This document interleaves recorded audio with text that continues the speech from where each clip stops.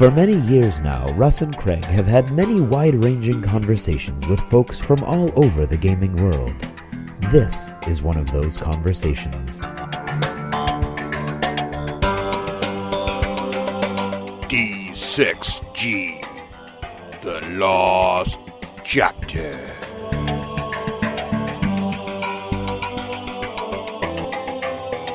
So, Craig, we're getting dangerously close to fall, and I start thinking about the various pumpkin things. I know it's a little early. It's still summertime, but I feel like pumpkin donuts should be coming soon. Is it too early for that? I don't know, man. I'm not a big fan of pumpkin. You should I'm still be. trying to find that one good pretzel donut that's going to actually taste good. Hey, Craig, is that Lindsay in the corner over there? Lindsay, what are you having? What do you? Oh, hey why guys. did you brought your own wooden box to carry your donut in? Is that a thing? Well, yeah, let's not judge. The donuts are very sacred in my culture. Well, all right, excellent. So for those, this Lindsay, it's great to see you here from Dogmite Games. Now, what is your favorite if you really enjoy a good?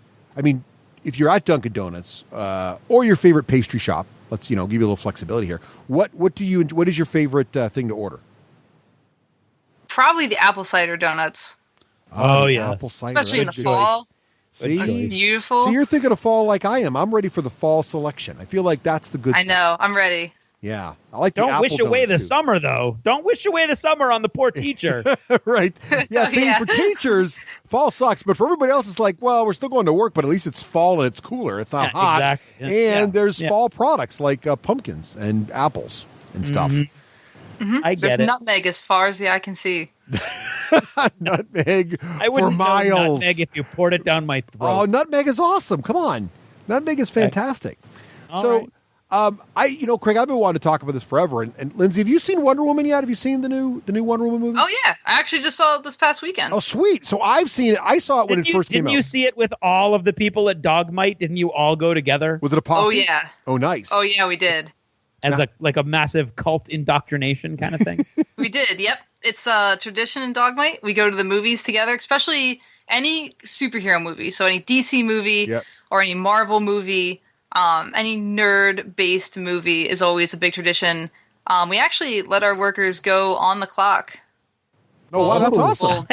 We'll take them out. This one we did on the weekend, but sometimes we'll let them go on like Friday for lunch to go see the newest movie. That's very cool. So you guys are then, so it's fair to say then you are comic book movie aficionados there at Dogmite.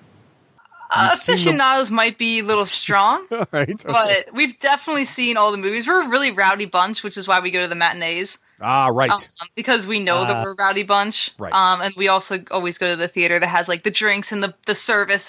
That's awesome. Like you sit down, there's like a button, you push the button, they bring you a drink. Yeah, that's the way to go. They'll bring you like food and stuff, and then we just tip well not to get kicked out. I like that. So now, so let me ask you this then. So is it like kind of like Mystery Science Theater 3000? You're all in there, you shouting lines out and mocking the bad films and okay. It's lucky we're so funny, or we would not be allowed back. All right. Well, that's good. So let me ask you. So first of all, just warning to listeners out there right now, we're going to talk about Wonder Woman.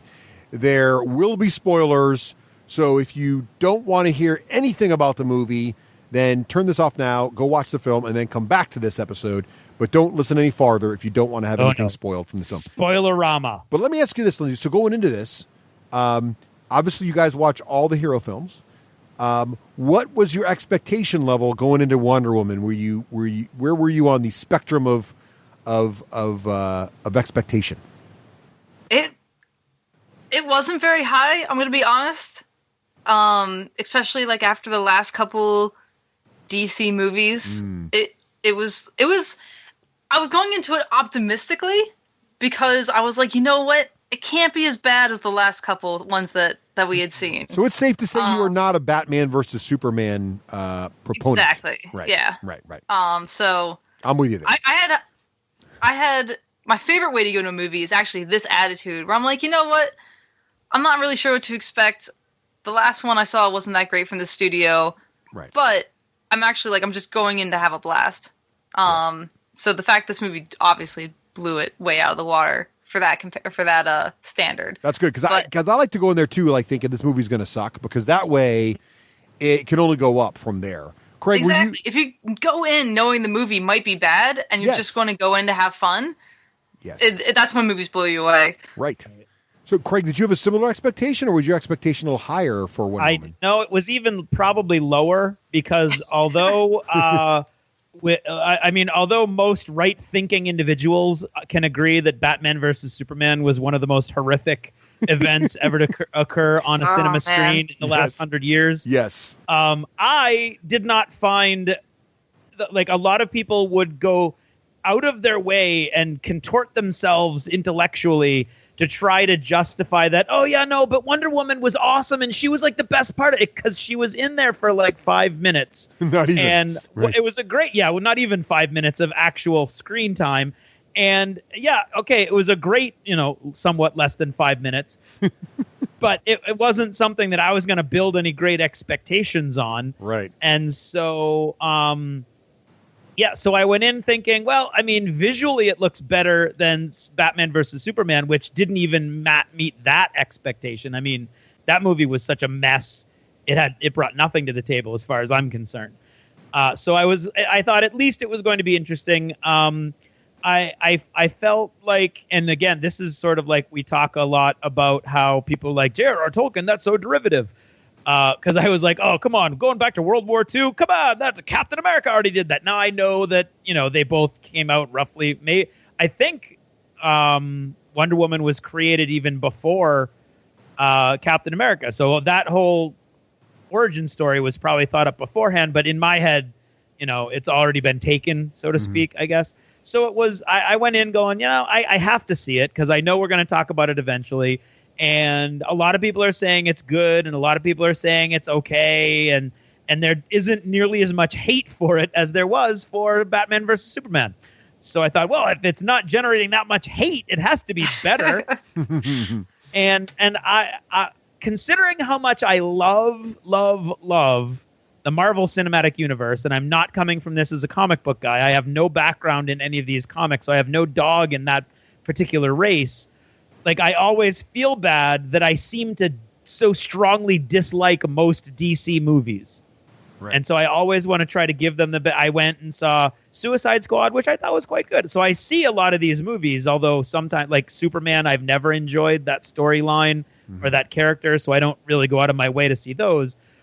But all these others, I'll go and see it maybe at a matinee, maybe I'll, rent it, see it on the DVR or whatever at some point. So I had no high expectations at all for this movie, and I was very pleasantly surprised. So at what point? So I was kind of with you guys. The only difference, I was hopeful because of the trailers. So I felt like the trailers were making me feel pretty good about it. Because when I watched the Batman versus Superman trailers, you knew it was going to be a train wreck going in. I mean, there was no doubt that was really not a movie anyone should see, but you got to go see it anyway because you got to see it. Like, it was almost like MST3K. We're just going to have fun with this thing. So at what point in Wonder Woman, how long into the film, Lindsay, did you get confident like, ooh, this is, I presume you enjoyed it, but at what point in the movie were you like, ooh, this might really exceed my expectations or this is going to be good? It was... that's a tough one because the beginning really didn't blow me away. Really? Especially like when it rolls up and it's like Batman or like Wayne Enterprises right away, and I was like, I just want Wonder Woman. Like I just don't need Batman to be in every single thing. Right. That wasn't a great way for me to start. No, they're trying so hard to make it a cinematic universe, though. They really are, and it's obvious too. You can hear them grunting with strain. You can. I was one of those things where like that rolled up and I was like, of course the Wonder Woman movie starts with Batman. Right. But for me, it was probably the moment that they played the Wonder Woman theme song for the first time during a battle. Yeah. And that's when I was hooked. That's when I was like, okay, like this is a blast. I'm having a really good time right now. That's awesome. And it got, it was ramping up to that point, but like when they dropped that first like electric guitar theme song over her battle scene, I was like, I'm in. Like, just get me more food and drinks because I'm all in right now. That's awesome. So Craig, what about you? When did you when were you like, oh, this is going to be good? Yeah. I felt the whole Wayne Enterprises thing was forced. Mm-hmm. And so I agree with Lindsay on that one. I think when I first started to sit up and take notice would be the training. Yes. The fight choreography for this was the first time I've seen any DC fight choreography that even came close to matching some of the stuff you see in the Marvel, even in the Marvel TV shows, not including Iron Fist. Which is bizarre that the worst. We can't get started on Iron Fist. We can't even go there. All right, let's stay away from that. The worst fight choreography in the entire Marvel Cinematic Universe is in Iron Fist. But anyway, and how do you have that next to Daredevil? Anyway, sorry, we got to stop. We're not. Yeah. So I mean, I immediately that showed me that somebody got into the right position on this production anyway, and so. I started to just I really genuinely enjoyed those portions without having to work. Like I wasn't thinking too much. It was just really good choreography. The actors sold the violence to me, which is not often an easy thing to do. And so that drew me into the story, I think, more than anything else. Yeah, for me it was the I'm kind of with I didn't like the beginning. So once we got to Paradise Island, I was like, all right, this is pretty interesting. But even then I was a little nervous because some of the backstory felt a little too like you got to be careful with exposition for me. This is just a personal thing. Like don't sit down and explain it to me. Like when she was reading the book, like the whole, like don't come up with a plot device just to explain the background to me. Have me learn it through, just observation, right? But the best part to me was when the Germans first hit the beach at Paradise Island and that whole fight scene and when that started happening and how that was unfolding, that was right at that moment because it was a combination of that whole fight scene did a really good job of advancing her character, telling the story of how this all came to how they fit into the rest of the world. And still, to your point, Craig, had an amazing, amazing choreography. Like I would argue that fight scene at Paradise Island with all the bows and everything going on there added to the later fight scene when she goes over the no man's land at the trench, and that whole scene, that was just some of the best fighting and fight choreography and just slow-mo with real-time combination stuff happening in any hero movie ever. I don't care what universe you're in. I just thought that was just, to me, it was just so good. And it was cool because Wonder Woman really lends herself to that because she has so many tools at her disposal. Like, unlike, I guess she's kind of like Iron Man in a way because she's got her shield, she's got her sword, she's got her lasso, she's got, various, all these martial fighting styles she can draw upon. And so to have it go slow-mo and show all these different moves she can do was really, I don't know, for me it was like, wow, it really shows her ability even before they got to the later parts of the movie where they started giving her godlike powers. But even just with like the basic, she's just really fast and good. I just really sang to me. I was like, yeah, that's Wonder Woman as I always imagined her, even back in the Linda Carter days when they couldn't afford the effects, right? It was like just really cool. But again, it's almost like it's like the Spartacus school of fight choreography again, where you're using the camera angles and the judicious slow-mo to kind of like draw you in to the action. And I loved the fact that for a good couple of minutes you thought, oh, seriously, they're going to beat all the guys with guns, and then the women started dying, and you're like, "Oh my god!" Right? That surprised me too. Like when women are getting gunned down, I was like, "Oh wow, they're a lot more vulnerable than I thought." Well, it was cool because when they started, and that was cool too, though, because all of a sudden, and when I saw that, and it plays out later, well, she's Diana's the one that figures out she's the only one really deflecting bullets like that, right? Like and you find out later, well, she's the weapon, right? So she is, not all of them are even in her league, right? Like she's a whole different thing. So it's like, at first I'm like, well, why aren't they all deflecting bullets like Diana? Why aren't they all, I mean, come on, ladies, let's do this. But it was showing you there's a subtle difference between her and like the fact that she was seeing the bullets coming and kind of dodge them and kind of had that sort of like, that almost like, the inklings of the godlike abilities that are later more clearly defined and exposed.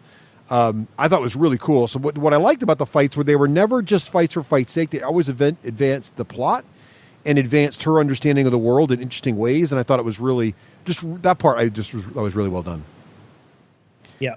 Lindsay, what were some of your other favorite parts? What parts really started really kind of bringing you into the film? Definitely No Man's Land, which I'm sure is probably a lot of people's like really iconic scene from that movie. Where, you know, she's charging and she's got her shield and the bullets and the machine guns are firing and everything. That was probably my favorite scene in the movie. Was that charge, and then just the battle afterwards, where she just gets launched into a bell tower, which is ridiculous. That was awesome. That was awesome. Like it was insane. It was almost silly, but like I was already like hooked at that point, so I was just buying into it. I was like, this is just really, really fun to watch.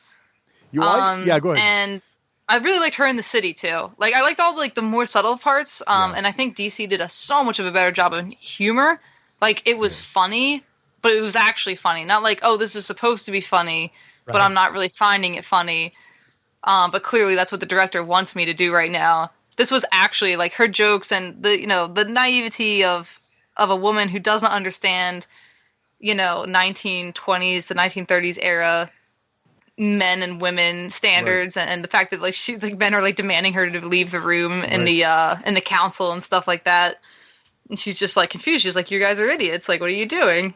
Those were great scenes for me too. I love that too. And what's cool about the subtle stuff was they did such a good job with creating her as a really interesting, compelling character. Because what was also cool was in those scenes in the city, she could have come across or been played as sort of the dainty, young, sort of pure woman who doesn't understand the complexities of this world. And she came much more to me like Conan the Barbarian in civilized society. It was almost like she was. I could destroy all of you right now. Exactly. So she came across as not as a wallflower. She came across as I'm just gonna kill half of you because you're being idiots. Kind of in a way. And it was really. I just thought it was really, really well done. And it was really a very interesting take on that whole situation. I thought that scene was fantastic. I think a lot of times naivety and innocence can get actually really annoying, at least for me. Right. And I'm just like, man, this is just brutal to watch. She's not even a human being at this point. But this was realistic. It was believable this time. Yeah. That, she just didn't understand you couldn't take your sword around. But then when someone tries to take it from her, she just freaks out because that's her sword. Yep. So I thought that was really well done and very subtle. Yeah, very cool. Yep. So basically we all loved pretty much Wonder Woman, the portrayal of Wonder Woman, the character, some of the funny parts. Was there any part of the movie that you didn't care for, or was it pretty much a home run all the way to the end? I want to talk more about what I like. Okay, sure. Oh yeah, because I thought Chris Pine did a great job. Oh yeah, too. He was awesome. Yeah, I thought Chris Pine. I think this character could be studied in a script writing class as an excellent example of how to layer a character with background without too many words or too much screen time at all. Yes, because you got the sense of this conflicted guy who has changed the course of his life and now, of course, ultimately makes the ultimate sacrifice, which didn't really affect me as much as I think it was supposed to. But still, I intellectually appreciated what was going on. But with you could probably cut his character development down to maybe 3 lines in the whole movie, but just including those and seeding them and layering them with his acting ability made this guy a 3-dimensional character that had his own, you got a sense that he had his own story coming into this, that he wasn't just, I'm the attractive boy toy that's going to be here to be rescued because we're going to just turn this whole thing on its head, kind of thing. Right. So a really interesting character in his own right. Yeah, I liked also they did a good job with that. Remember, I'm not a big fan of exposition, and I thought they did a really good job of developing all the characters in her little cadre there, right? That hung out during the war. Mm-hmm. They all became sort of characters you identified with and appreciated and related to, without a lot of this guy is the Indian. This guy, it didn't really go that way. It was much subtler than that. I thought it was really well done. Yeah, they didn't slap you across the face with it, which is really nice. Right, I like that a lot. So, I like that a lot too, Craig. I think that whole development was fantastic. What was some other favorite parts, Lindsay? Some of my favorite parts? Yeah. Let's see. Or aspects of the film in general. What really, where do you feel like Wonder Woman felt for you overall? Maybe that's a better way to look at it. In terms of movies you've seen recently, or in hero movies, or broader in just fun summer movies. Where does it kind of fall on that spectrum for you, and why? It was pretty good. It was right below Guardians of the Galaxy, which is probably my favorite so far this year. And the women in both movies are very similar because they're both really kick-ass and stuff. But it was great to see like essentially one showcased for an entire movie. That was just a really, really fun part of it. And then like the dialogue was really solid. I'm trying to think like some other scenes that I liked. The end battle was really cool. Not the one where she fights. It's not Loki. It's Ares. Ares. Thank you. I'm like in the wrong pantheon. right. I can't switch. I've been watching a lot of Thor trailers today, so How I can't. Can you like, not, switch man? over. Thor. And like and even like the women in those two movies are similar. There's just a lot of really kick-ass women around right now. But yeah. So like during the scene where she's fighting the general guy, right? The one the before German dude, she realizes the truth. Right. I thought that was probably one of my favorites. Like it felt really like he pulled a gun on her and she gets it away, and then he gets on the roof and she follows him, and like she was just really vicious in that moment, and it was kind of like a turn of her character because she had just gotten really angry at this point, and she was kind of like losing herself a little bit, and I thought that was a really cool transition for her to go into, and then to find out that like it didn't matter.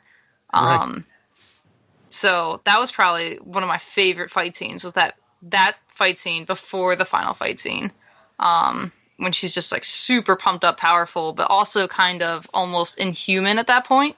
Yeah. That was a really nice twist because she was almost scary, and I like that a lot. Yeah, I did like at the end where she kind of became larger than life in a way that like was like, wait, is she really, is she like almost went to the point of like, I'm just going to wipe everything out because there's nothing more redeemable here kind of thing almost. Yeah, like and it's good. It's a good symbol. Like, she's not human. Right. And, they showed it well that she's really like at her core, she is not completely human. Right. Yeah, and she'll never relate, right? Like that's part of the thing. It's not that she doesn't relate because she's from Paradise Island. She doesn't relate because she's, to your point, she's not human. She's a goddess. And that's one of the things that's been a thread in other, like I was talking in the main show about Injustice, right? So Injustice, like Superman and Wonder Woman become kind of very dark because they've gotten to the point where like humans don't know how to rule themselves. And since we're basically gods here, we can fix this for everyone kind of thing. It's like, what? Mm-hmm. So like, and you can, well, this plot's not that plot. It's different, different stream. It's this, you could almost see a future where that could happen to her, right? Like you could imagine a place where she'd go to that if she doesn't control herself and really keep her humanity and keep her love. And that's kind of at the end, right? The whole, it's about love thing. I think she kind of, that's sort of the journey she makes, which just comes back to the idea that if I don't stay focused on love and what it's all about, I will go to a dark place like Ares, right? Yeah, and that's awesome. For just a character in a comic book movie, right? Because comic book movies just traditionally don't have a lot of this, to have some sort of journey that is really meaningful to the audience. Yeah, I thought that was really cool. Yeah, what's some of your other favorite parts, Craig? Or can we talk about parts that we didn't like yet? Well, I do want to talk one more because my huge problem with Batman versus Superman was the final battle. Yep. Because it was so dark and it was so scattered and it was so erratic and the energy was so unfocused. It was almost as bad as a Transformers fight scene. Right. And that is damning in my lexicon. And so the fact that this battle scene happened in sort of a dark environment also had me a little nervous, but I thought they did a great job of portraying two godlike characters fighting, and his ability to just constantly recreate armor and weapons. And yes, he was a weaselly little guy from Harry Potter, but all of a sudden he was the god of war. And I have friends, and I know that I've talked to people who didn't feel that transition and that didn't really pull them in all the way, but I really enjoyed it. And thought they did a great job of showing these power levels that had escalated over the course of the movie to the point where you had two gods battling at the end. I thought that was really great, and I really, really enjoyed that. So that was like maybe not the high point of the movie for me, but it was a point where it really could have gone off the rails for me, and it didn't, and I appreciated that. Cool. That's me. interesting because for me, that's the point where the movie kind of went off the rails. Okay, So I must have been one of those friends that you were talking about. Exactly, and I just I forgot all about our conversation. I can't believe that. So Lindsay, so let me ask you that. So for me, I thought, I mean, holistically, I thought Wonder Woman was a great film, but there were parts of it that disappointed me, and for me, and Craig and I've talked about this off the air a little bit. For me, it was sort of I started kind of having problems with it after sort of the ball. I think it's a ball scene where she goes to the ball and she meets the one main villain there, or who you think the main villain is, right? The guy. And from then on in, what starts changing from about the villains that have been developed the first half of the movie to really, it's not really about them. It's about another villain who you heretofore have not met, except for that one little childhood tale in the beginning of the movie. And it's actually about Ares, and everything else is just a red herring, right? And for me, I think a hero is defined by their villain. Like, the better the villain and the more you hate and despise, love to hate the villain, the more the hero is awesome, right? And so what got me into trouble with this film was that the villains that I was really kind of enjoying the female, master of potions and chemistry, and she was like this super evil, has no morals and is just testing on people, blah, this whole thing. And it's kind of like, ooh, it's kind of cool, She ended up really not mattering in any material way. And then the main bad guy wasn't even the main bad guy, which is okay. And then Ares was the other bad guy, but we didn't even know him from anyone, and it was just sort of like a surprising twist. But at the same time, like, I don't know Ares well enough to really care. I mean, I can now see Wonder Woman. It was great for an arc for Wonder Woman. I can see her. She's already gone through the whole arc of naive, don't even know she's a weapon, to, ooh, I'm a god myself and I can fight gods. Like, that was a cool development for her. But in terms of like an actual bad guy that I can love to hate, I didn't get one of those. I mean, I don't know if that was so affected you in any way, but that was really sort of the part of the movie I was like, I wish I had a good villain that I could sink my teeth into, I don't know. Yeah, he really Ares had no development, really. Yeah. He just kind of popped out of nowhere. Which for me, the same thing. The ball scene was the one where I kind of like lost the plot a little bit. Yeah. And overall, I had a blast with the movie, and it was so much better than the other DC movies I had seen, and I was really pleased with it. So I don't want anyone to think that to avoid the movie based on this. But starting at the ball scene, they started showing things that didn't matter, which was confusing because everything up until that point had been really effective. So they showed like they had went to the ball and everyone had dressed up and they snuck in, and I thought it was going to be this really important scene. Right, and they showed the chairs and they were going to like watch people get murdered from this evil gas weapon that was going to change the world. And none of that really happened. Like, they were in there and out of there in like a 5-minute scene, which the lead up to that ball was so extensive. It just seemed really rushed to me. Well, the other thing, and then it just, everything that you said, Ares, Ares showed up, and someone had called it in our group really early that was going to happen. So that also may be why we're like, oh, cool. Like, oh, that's the guy. And he just, I went from being like, wow, like Greek gods actually existed. Because up until that point, you still can't really tell, at least for me, I was like, maybe it was like a story that she was telling her kids. It could be completely different. You have no idea. Like, everything that she was taught could have just been something to help explain what she is, and what she is maybe something completely different. But then I was like, oh, wow, Greek gods are real.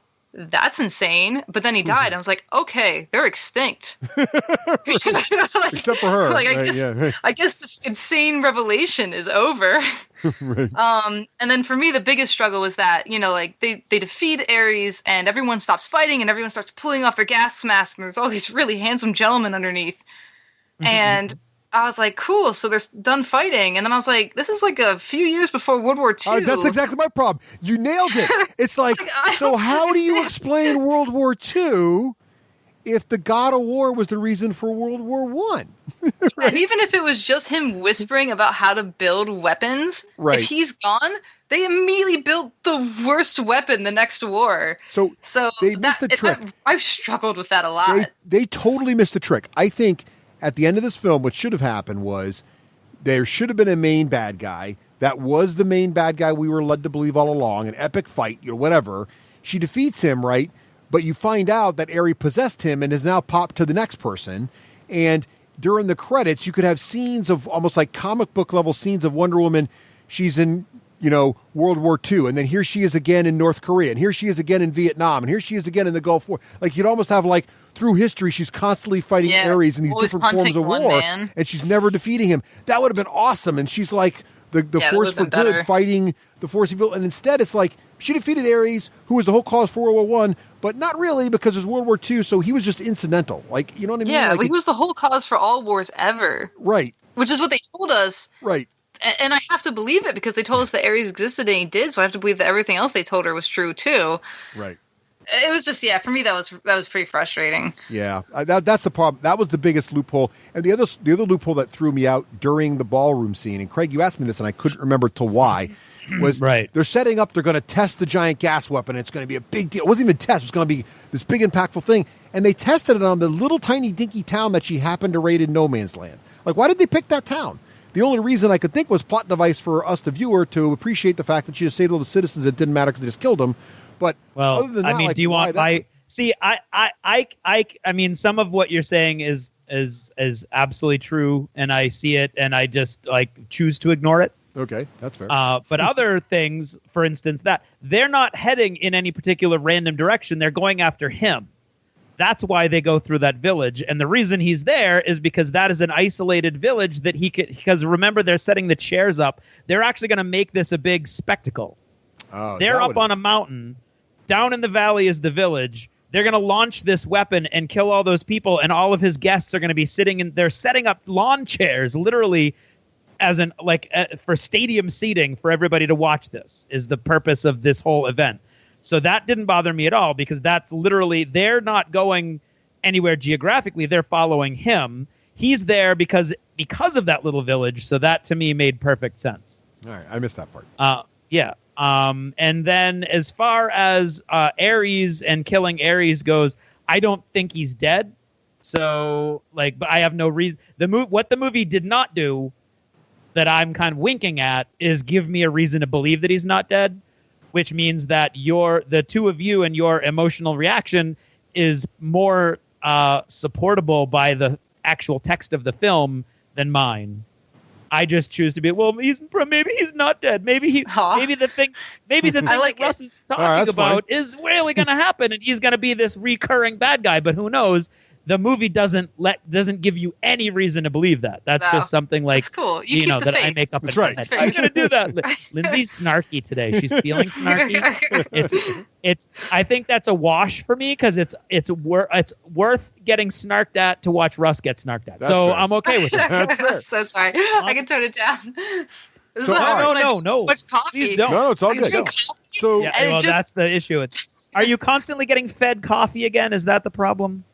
Right. Always. So people are just give like an intravenous drip. Well, we'll order another round to tell my boyfriend to keep bringing me coffee. More coffee for Lindsay. So let me ask you guys. So here's the $1 million question now. So regardless of Lindsay and my concerns with the end of the film, I thoroughly enjoyed watching this movie, and I cannot wait for the next. And let me be very clear. I cannot wait for the next Wonder Woman movie. However, the enjoyment I had for Wonder Woman in zero way, gets me excited for the Justice League movie, which I will see because I have to, but I am still 100% confident that movie is going to be a train wreck. Yeah. Lindsay, did Wonder Woman increase your confidence in the DC movie franchise overall? Or are you just like, the next one was probably going to be good, but this whole Justice League thing is going to be a mistake? No, I don't think Justice League is going to be that good. And hopefully going in with that attitude will mean I'm blown away by the movie. Right. But it's just, I think Wonder Woman was really cool because they got fresh director. Mm-hmm. They got like a whole new cast of characters, new writers. Everything was just really fresh. Right. And from what I understand, the people who are doing the Justice League are the same people that we've had before with DC. Oh God. And I just Yeah, there's Yeah, no I good just can think come they of just that. need to bring in new blood. I'm kind of excited for Aquaman. I'm not gonna lie, the trailers have me a little pumped for Aquaman. Oh, see, And I want Oh. Aquaman to not I'm suck. kind I really of do. like maybe getting into that, but I can't get over Ben Affleck as Batman. He just did such a. I was so disappointed with Ben Affleck's last performance of Batman. You know what it is? That- That didn't bother me nearly as Really? much as the rest of the movie did. Yeah. Yeah, I thought the movie itself was just. I thought Lex all of it. Luthor was probably the worst casting I think I've seen in a major studio It's movie. true.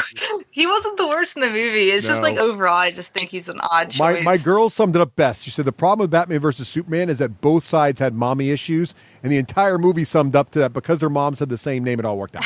It's like, that is so stupid, Dad. I'm like, you're absolutely right. That is dumb. I remember watching that movie, and you're talking about like when Wonder Woman comes at the end, right? Right. And I remember seeing that scene and going, "Well, I'm glad someone's having fun in this movie." Like, she was the only one in the movie and the theater that seemed like she was having a good time. Oh man. And that's, I think, one of the things that DC movies are really missing is they take themselves so seriously. They really do. And a lot of times I feel like the people in the movies aren't having fun. And Wonder Woman, I felt like she was having fun. And I'm afraid that in the Justice League, it's going to feel like no one's having fun.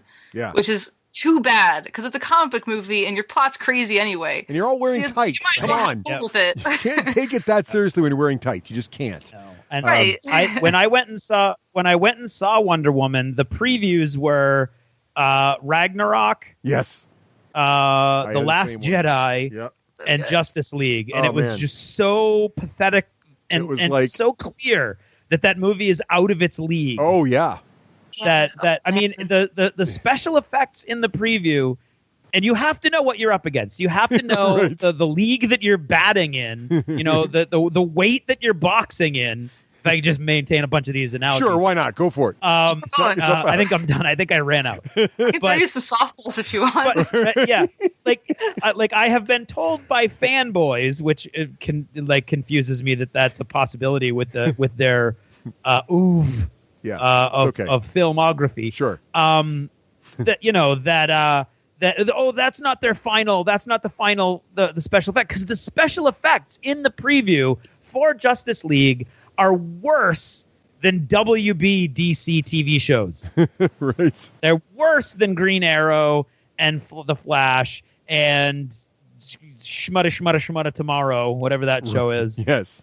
And I was just floored by the fact that it was like watching two awesome action movie like tentpole films, the previews for them, and then like a graduate school project. I don't. Not a Yeah, it's a particularly really good gifted point. graduate school. Like You're right. seeing them back to back, especially Ragnarok, Yeah. because Yep. that is a franchise that's kind of like dipped, like kind of like went up and dipped a little bit. But that last Yep. trailer, it had us on our feet. Like, I'm not even lying, in the theater with the Oh, yeah. music like pumping. Oh yeah. And all of the like heavy metal 80s like tributes Yeah. and everything, and it's just we literally Well, could they've not tied- sit down. Guardians. I think what they've Yeah. done is they've tapped it into the Guardians. Well, that's what happened. Guardians of the vein. Galaxy. Oh, yeah. Guardians of the Galaxy allowed them to find that sweet spot for the stuff that is just so over the top. Like, you got to think when they're sitting in the room going, okay, we're going to make this movie about a raccoon and a tree Yep. that has exactly one line. How do we make this work, right? And they just Yeah. figured it out. And when you got Thor fighting like the Hulk dressed as a gladiator, right? You got to be like, okay, let's just tap into whatever worked for Guardians of the Galaxy and just ride that wave, baby. And there's really nothing wrong with that. That's fine. I think that's all good. And I think DC needs to figure out whatever the magic there is, and they got to find this. And to be honest, like the Arrow and Flash and the other DC shows, they're watchable, right? I mean, they're actually pretty enjoyable. Oh yeah, they're not And bad at all. Arrow's fine. And they found that line between sort of fun camp and, people are wearing tights and everything, but also with cool combat and caring about the characters and actually being concerned someone's about to die. Like, that all works in those shows. And if they could just figure that out and kind of level it up for the movies, they'd be fine. But these movies, like, you're right, it's not Ben Affleck. It's just it's the character they've designed for Batman and the way he has to portray him and the lines he's given. It just doesn't really it's got they got a lot of work to do over there. Yeah, I feel like Wonder Woman kind of took them in the right direction a little bit. Yeah. Especially like I said with the theme song, like that's a theme song that I remember from when I was a kid. Yeah, right. When I heard it in the electric guitar, I got super pumped up. I was like, yeah, like I remember this. This makes me feel like a kid again. This is really cool. This is something that only I'm gonna get, and like people my age are gonna get because we remember. And I love like DC doesn't do that, and Marvel does it really, really well. Marvel does it really well. Like in Spider-Man, they did the old Friendly Neighborhood Spider-Man theme right when they're doing the Marvel flip, which was awesome. Yeah, it's so good. That makes me feel like I belong, and I think that's one of the reasons why I enjoy their movies more. That's what they do, and the fact that Wonder Woman did that and made that call out, like you've never in any of the Batman movies did they ever reference like the Adam West Batman theme song. Like it never sneaks in. Right. There's never been a joke about shark repellent. No, they never. Right. They should totally do that. Like they should have it. Right. They should totally have it sitting on the shelf in the Justice League movie. That would be fantastic. Like give me a red phone somewhere and make a joke about it. Make a joke about the stupid red phone. Have Robin, they actually did it in the Lego Batman movie, which is fantastic. It was so much fun. The Lego Batman movie is awesome because of exactly that stuff. The Lego Batman movie is the best DC hero movie ever, short of Wonder Woman. Really, no lie. It is What's that? Lego is Lego Batman. Lego Batman is awesome. If anyone's not seen Lego Batman, do yourself a favor. Right. And even if you can find a child, do that too, because seeing them watch it and then you get all the jokes they're not getting and then thinking the farting is funny, it's just amazing. Lego Batman is really good. It's so much fun. It really is. The bromance is just man, it's just so good. Robin is so good in that movie. I know we're not talking about that movie, but it's just another example of like people that are kind of figuring out the formula, and I'm just surprised that DC isn't looking around and being like, wow, like all these things are clicking for Marvel. All these things are like some people are literally taking their IPs and making them into things that people love and are incredible. Right. And they're using their own characters to do it. So I'm surprised that they're not able to kind of figure it out. I don't know if they would have to clean house or what, but go like maybe we need to change the tone of our studio a little bit. I think they need to do something. Well, Lindsey, we have so much more to talk about. We have to have you on the main show. So thank you for hanging out with us here at Dunkin' Donuts tonight. We really appreciate it. And save some of your snark for the main show. Exactly. Don't worry. and some of your coffee. Excellent. This is a double espresso shot, so this is gonna excellent. Be gonna be hours of this. So fantastic. Excellent. So Lindsey, we'll see you on the main show here in a few weeks. But before we do that, if folks are looking for some of your stuff on the internet, where should they go to find you? Well, if you need to find Dogmite, dogmite.com or Dogmite on Facebook is great. And if you're looking for me, you can find me at Lindsey Rode, RODE, on Facebook. And if you friend me, I'll probably accept it. I pretty much accept everyone's friendship. And you're everyone's friend. Also on Twitter, you can search me as Lindsey Rode, or you can do LINZY_RD, because apparently Lindsey Rode was taken, which makes me really sad. That is sad. Aww. It is sad. Someday I'll find that person and buy it off of them or something. Or something. Well, thanks, Lindsey. We'll see you on the main show here in a little while. Thanks for joining us here. Absolutely. Yep. See you guys later.